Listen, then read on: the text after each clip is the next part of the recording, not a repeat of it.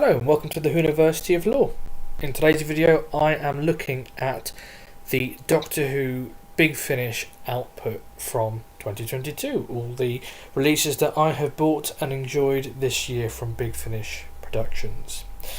So to kick it off from my account, we've got the 5th Doctor Adventures 40 Volume 1. So that was a lovely release to start the year off. It was intriguing. I wasn't quite sure what to expect.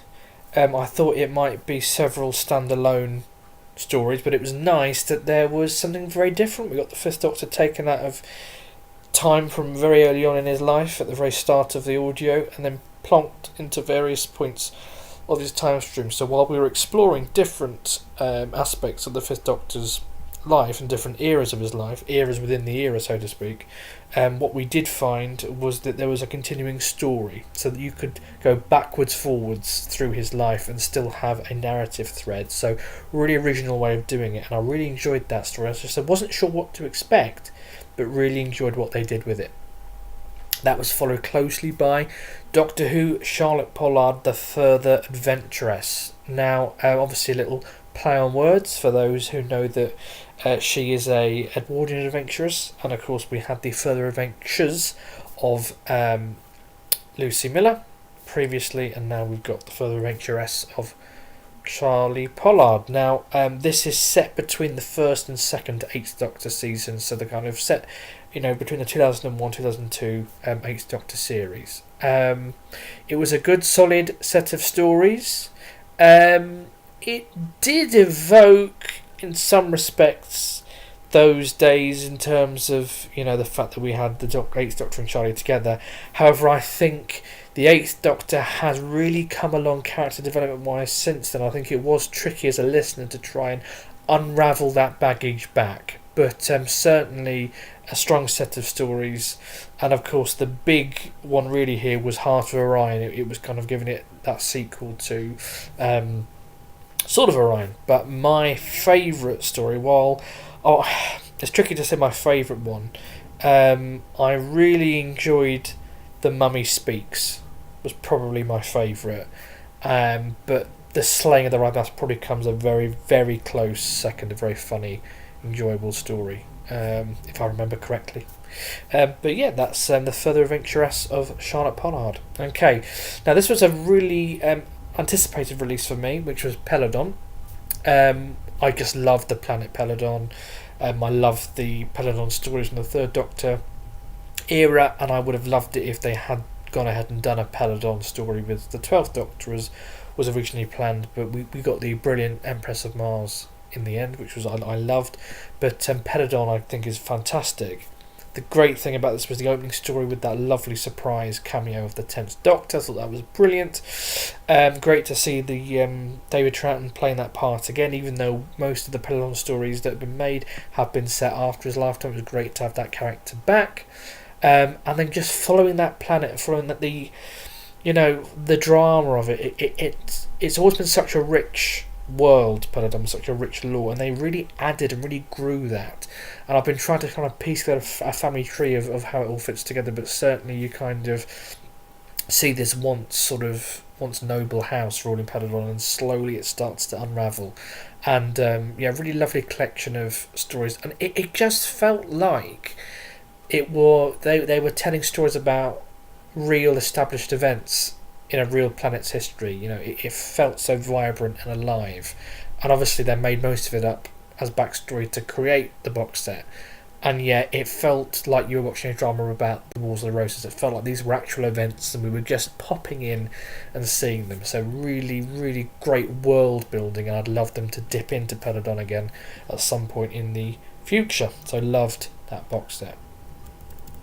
Then we've got the Annihilators. I got part 1 as a part of the newsletter, so let's just move right on to the full release.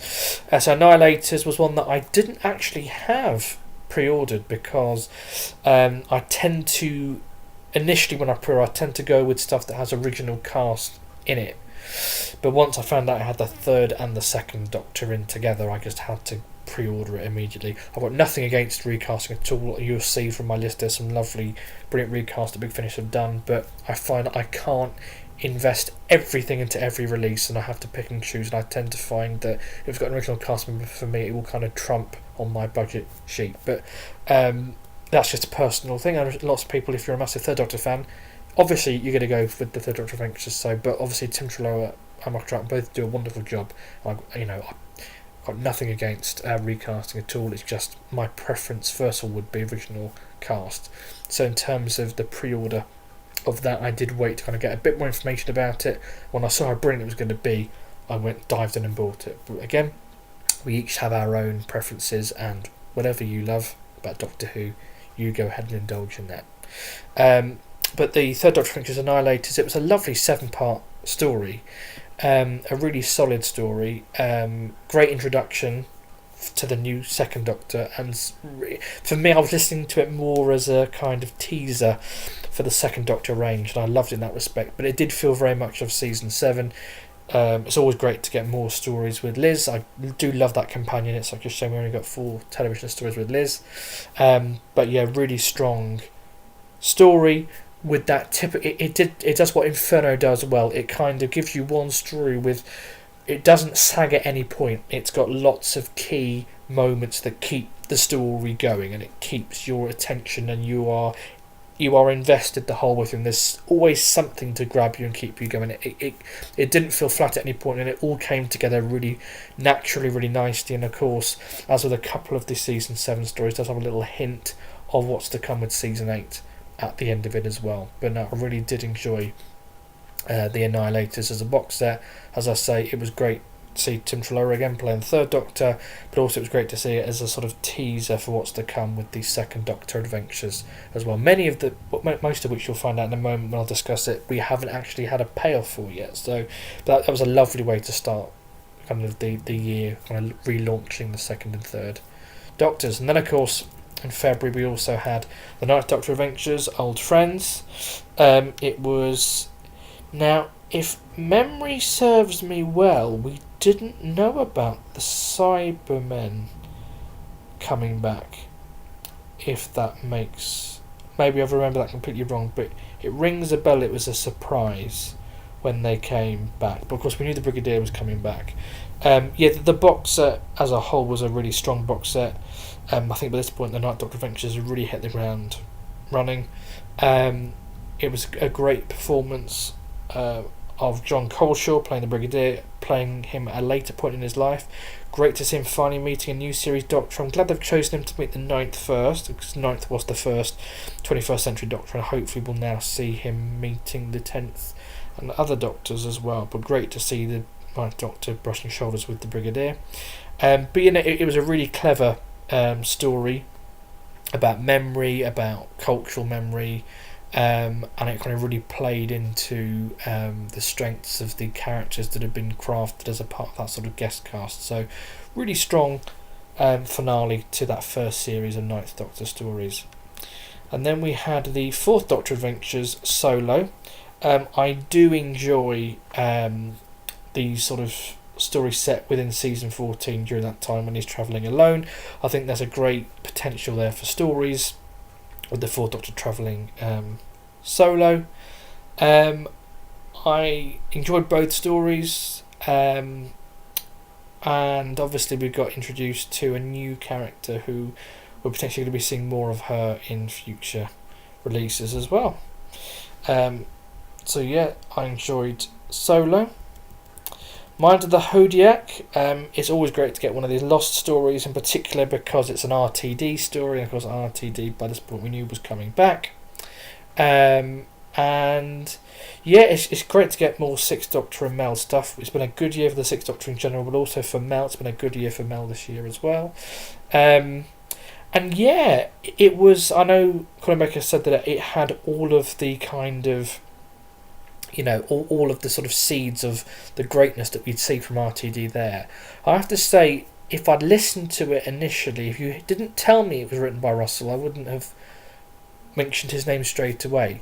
But it did really evoke that period. It felt like it could have been from an alternate universe where season 24 featured the Sixth Doctor. It did feel authentic, and I think that's great for a lost story, that it does feel like, because part of me was worrying about, will it just feel like a 2008 story written by RTD with the Sixth Doctor in, but no, it felt genuinely like as if RTD had written this in the 80s, so lovely to see that. I'll skip the excerpt because we'll come back to that properly in a moment. Moving into April, Stranded 4, again another Sixth Doctor, the Sixth Doctor face being worn by the curator. Loved this box set. It was a great ending to the Stranded saga, some great twists in it. Wonderful to find out who Mr. Bird was. Spoiler alert, now Mr. Bird is Robin, and how I didn't see that connection, I don't know. But it's one of those things where it's so simple you just wouldn't see it. It's staring you in the face. It's hiding in plain sight. And it came together really well in the third episode. Kind of played... It was set in modern day in real life, and the whole key to unlocking the story was rooted in real life as well. That's what I loved about it. It wasn't just the Doctor and Niv and Helen seeing what real life is like, but also the key to resolving the story was also rooted in real life as well. So I really loved the way that they wrapped that story up. And of course we've got a last episode tagged on at the end where we found out what they did in the real 2020, which obviously when they planned it they weren't aware what was going to happen with the pandemic, and since then we've obviously lived through it, and they have a final story which is a tribute not only to the characters that have been created in this little ensemble that we had, but also I think it was a tribute to us as listeners as well, and what we've been through. I mean, when we heard that first box set we were all locked in, and just to kind of have a story that was a tribute that spoke to us, I thought was really nice, because it was meant to be a series that kind of spoke to the modern listener originally, but of course the modern listener had some changes by the time the box set had come out with lockdowns, and it was nice that it spoke to us in that way, and it was a nice little coda to the series. Then of course we had the Doctor Who Unbound, which was a surprise release really for this year. Really clever opening story with obviously the Fourth Doctor, but lots of kind of playing on, as a fan it played on what you knew of Genesis of the Daleks, it played on what you knew of Night of the Doctor, and then sort of launched this sort of new alternate Time War universe really, which it was a solid box set. I preferred the second one, I'll go into that later, but it was a very solid box set, as was the Companion Chronicles, long awaited. We were waiting a long time for this one. I do love to get stories with Fraser Hines voicing the Second Doctor. As much as I love Michael's performance now, I love Fraser Hines's. I thought the first story was a really, really lovely exploration of the character of the Doctor and his relationship with the Daleks. It was a great sequel to Evil of the Daleks as well. We kind of got another sequel to that, which I'll go into later, with another Second Doctor release this year, but it was a really lovely sequel to that. Having said that, my favourite has to be the Prince of Denmark. I'm a massive... I mean, when I was a kid, I used to I used to reconstruct the missing episodes, and I'm a massive fan and self-proclaimed expert on the nature of why Doctor Who is lost and how various prints have returned, or reconstructions, and it was a lovely kind of laugh out loud tribute to missing episodes and the hunt for those and the endeavour to get them reconstructed in one way or another. So moving on to May, we had the Ninth Doctor Back to Earth, obviously a new relaunch point. Again, just a strong set of guest characters who carry the story forward, and a nice jumping on point. By this point Chris is well relaxed and back in the swing of being the Doctor again, and it's just he's having fun and you're having fun listening to it. So lovely box set, great start to that new series, which has gotten stronger and stronger since. Not to say that was a weak box set, but they've gotten stronger and stronger since that point. Then we had The War Doctor Begins Battlegrounds, first War Doctor release of the year. This was an interesting one. Exploration of the character of the War Doctor, especially in that first story. Our first encounter with the General in the War Doctor range. And also, looking ahead to 2023, we had Cass and what might have been had Night of the Doctor resulted in the Eighth Doctor continuing to travel with Cass rather than both of them losing their lives and the War Doctor being born from the ashes. So a nice little pause calm before the storm of the finale box set. But yeah, a lovely third instalment, something a little bit different to the last two, and certainly looking at that character, giving a little pause, a little bit of a reflection before we really launch him into the heart of the war, after which he'll never quite be the same again. Then we had in May the Sixth Doctor Adventures, Water Worlds. Again, a great year for the Sixth Doctor and Mel. And of course introducing Hebe as our new companion as well. Really strong set of stories, with a really strong, each one had a link to water in some way, shape or form, but it didn't feel forced, it felt quite natural, and they're just characters that they felt very three-dimensional, they got really good rapport, and you just enjoyed spending time in their company. So moving on to June, so we've got Out of Time 3, Wink.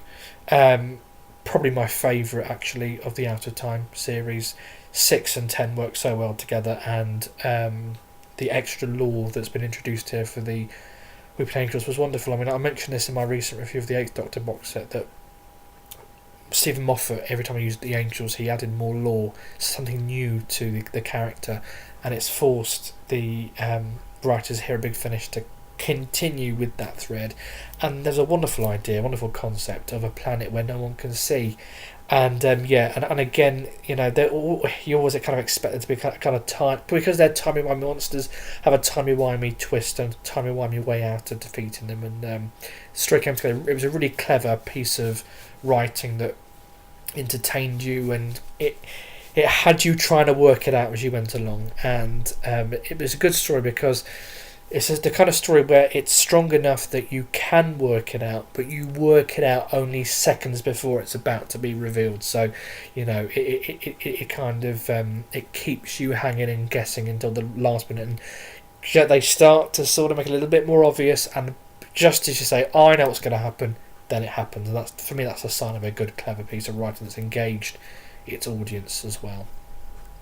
Then we had the War Master Self-Defense, a nice little 4-part story. The War Master is on trial. It's nicely slotted within that first War Master box set, with an interesting cameo from the 10th Doctor. And it was interesting to see the dynamic between the two characters, because obviously the 10th Doctor knows what's going to happen to the War Master ultimately, and it was also a clever way of ensuring that they could both be in it without taken away from sort of continuity, because technically the War Master and the 10th Doctor meet for a couple of seconds. I think he's in the threshold of the TARDIS, and he closes the door when they lock eyes, and there's no point at which you can say, "Oh, yeah, I've met this one before," because he's dying. He's been shot by Shantho. So it was. And obviously, if the 10th Doctor takes place later, so doesn't interrupt any continuity. It didn't feel forced either. It was just great to see them again, and there was no reason why they couldn't, and it wasn't a big deal either. They didn't need to make a big deal about it. It just worked. Then we got the 9, which was the next 4th Doctor box set. I can't remember much about it. I think Shell Shock sticks out in my mind as probably one of my favourites of the set. I can remember the 9 rather, having some good interactions with the 4th Doctor as well. So again, it's nice that they're still mining the potential of this character that was first introduced in Doom Coalition. But as I say, it's been a good year for Mel. We've also got this great 7th Doctor box set. Again, like Mind of the Hodiak, very much of its era really did feel like it was from season 24. It evoked it really well, with some nice callbacks to some 60s and 70s stories as well. Then of course we got Beyond War Games, which again, it's another sequel really to Evil of the Daleks. It's established the situation, it's established what's happening to the 2nd Doctor and as to why he's still here beyond War Games. Some nice little kind of, the fact that the 3rd Doctor adventures are already happening and he's just been plucked out of time and he can always be put back there. But yeah, it was a really enjoyable box set, but one of those box sets where it was really fun to listen to, and yet I had more questions at the end of the box set than I had at the start. So obviously I will be tuning in next year to see where that goes and what questions we get answered next. Also in July, we got Classic Doctors New Monsters Volume 3. Great to have this range back. Really enjoyed the Hoxha Balhoun story. That was quite atmospheric. Tivolian story made me laugh out loud. And then the Dream Crab was a really nice little sort of loose two-parter.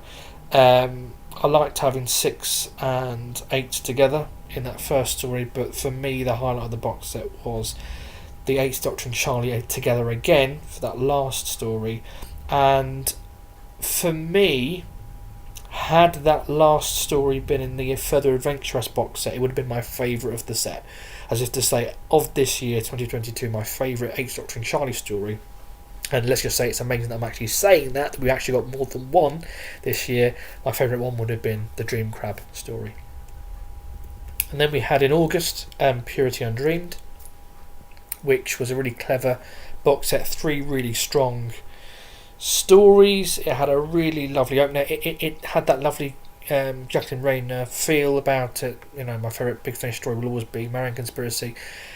It just feels like modern Doctor Who. It feels like a David Tennant in his prime, 2008 Doctor Who series. And my favourite story was probably the middle one, then the first, and then the third story I really enjoyed. Obviously I preferred 2 and 1. That's not to say that 3 was not good. I still enjoyed it, but it was a strong set of story. But I did love the twist at the end of number 3, and I'd love to see where it's going to go in 2023. Then we had Into the Stars, which again had Ninth Doctor just having fun, strong guest casts, strong characters. If I recall, it had a good, strong Sontaran story as well in it, which really kind of built on the lore of the Sontarans. So yeah, that was a nice strong story. Gallifrey Warham, great to see that these characters are continuing to have a life beyond the Gallifrey Time War range, and it's nice to see it starting to intersect more with the War Doctor range as well. So really starting to build that kind of almost like an MCU of the Time War, but this really added to it, and it kind of launched those characters. And great use of Rassilon. Intrigued by what's going to happen with Nav, and I didn't see that return coming at all, but really interesting to see where that's going to go with that rebellion as well. So another strong box set, and great to see the kind of the General's becoming a much more rounded character than I thought he appeared on television, but of course he only had a small appearance. But really enjoyed that box set.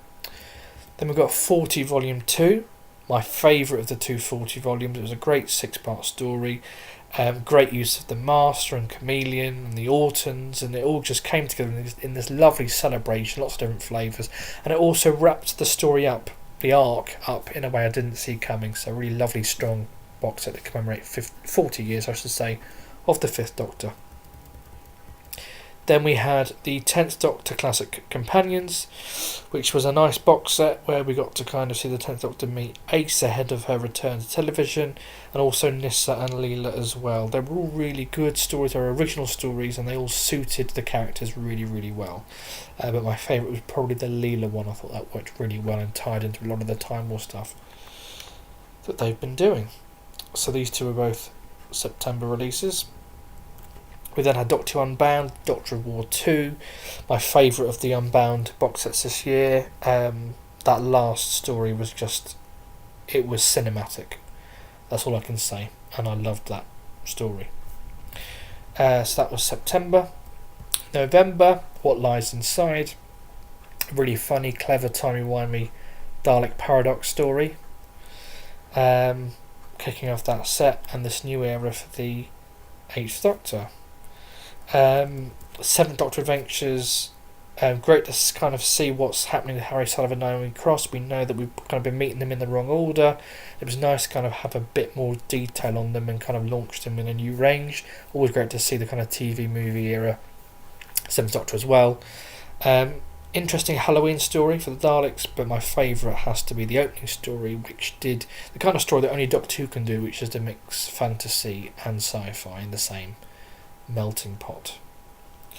Then we had the Ninth Doctor Hidden Depths, the strongest Ninth Doctor box set so far.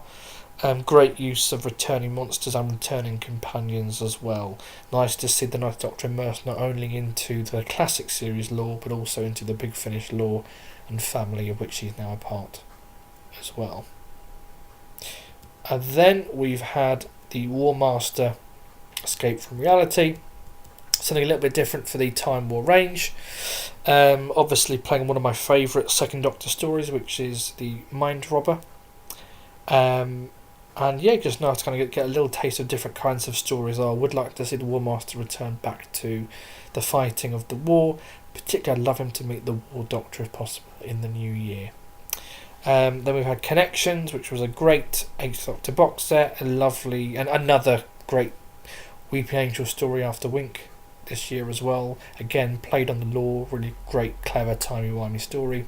And to finish off, my highlight of the year, probably my favourite box set of the year, The War Doctor Begins, He Who Fights with Monsters, which was just a cinematic, epic conclusion to the War Doctor Begins first run. And it's great to see that we've got 2 box sets on their way next year already. So 2022 has been a wonderful year.